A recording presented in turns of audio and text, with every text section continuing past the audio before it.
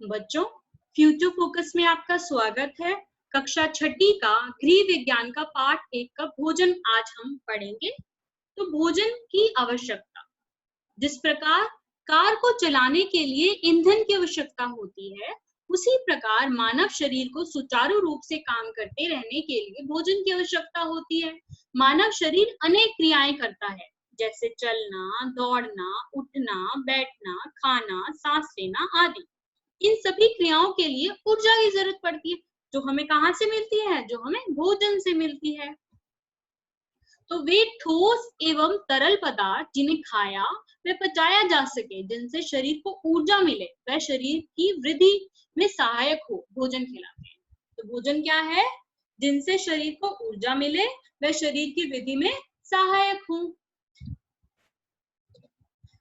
अब भारत के विभिन्न प्रदेशों में भिन्न भिन्न प्रकार का भोजन खाया जाता है, जैसे पंजाब में मक्की की रोटी और सरसों का साग, राजस्थान में दाल बाटी और चूरमा, दक्षिण भारत में इडली, डोसा और सांभर, महाराष्ट्र में वड़ा पाव, हरियाणा में बाजरे की रोटी और सरसों का साग आदि। लोग अपनी परंपरा तथा संस्कृति के अनुसार ही भोजन करना पसंद करते हैं। इस प्रकार भोजन हमारी संस्कृति का प्रतीक है। तो भोजन के स्रोत, सभी प्रकार के भोजन प्रकृति से प्राप्त होते हैं। हमें प्रकृति से 2 प्रकार के भोजन प्राप्त होते हैं, एक पेड़ पौधों से प्राप्त भोजन, दूसरा जीव जंतुओं से प्राप्त भोजन। तो पेड़ पौधों से प्राप्त होने वाला पहला भोजन है अनाज, गेहूं, जैसे गेहूं, चावल, बाजरा, रागी, जौ आदि। तो गर्मी में राजस्थान में हरियाणा में जौ के दलिये को खाया जाता है, और उत्तर प्रदेश में बिहार में सत्तू का प्रयोग किया जाता है गर्मी से बचने के। दूसरा हमारा पेड़ पौधों से प्राप्त होने वाला भोजन है दालें, मूंग, मसूर, अरहर, चना, सोयाबीन आदि। तो इनका प्रयोग साबुत दालों को अंकुरित करके भी खाया जाता है, और दालों से हमें क्या प्राप्त होता है? प्रोटीन प्राप्त होता है। दालों से हमें प्रोटीन प्राप्त होता है। अब तीसरा पेड़ पौधों से प्राप्त होने वाला भोजन है सब्जियां। हमें सब्जियां 3 तरीके से प्राप्त होती हैं। एक सब्जियां वो होती हैं जो हरी पत्तेदार होती हैं, एक सब्जियां होती हैं जो जमीन के नीचे उगने वाली होती हैं, और तीसरी होती हैं पौधों व बेलों पर उगती। हरी पत्तेदार सब्जियों में कौन कौन सी सब्जियां आती हैं? पालक, सरसों, बथुआ, चौला, मेथी, पुदीना आदि। जमीन से उगने वाली के नीचे उगने वाली कौन कौन सी होती है? आलू, शकरकंद, गाजर, मूली, अरबी, चकुंदर, शलगम आदि। पौधों में बेलों पर उगने वाली कौन कौन सी होती है? भिंडी, करेला, बैंगन, गोभी आदि। तो सब्जियां हम सर्दी के मौसम में कौन कौन सी खाते हैं? गाजर, गोभी, मूली, मटर, पालक, मेथी आदि। गर्मी के मौसम में घिया, टिंडे, तोरी, परमल आदि। इसका मतलब है मौसम के हिसाब से हम सब्जियां खाते हैं। अब फल भी ऐसे मौसम के हिसाब से खाते हैं। सर्दी के मौसम में हमें आम, तरबूज, खरबूजा, जामुन, आड़ू आदि। गर्मी के मौसम में सेब, संतरा, अंगूर आदि। तो मौसम के हिसाब से हम फल भी खाते हैं। तो प्रकृति ने हमें बहुत से मीठे व रसीले फल दिए हैं, जो पेड़ पौधों से प्राप्त होते हैं। तो मौसम के अनुसार फलों का सेवन अवश्य करना चाहिए।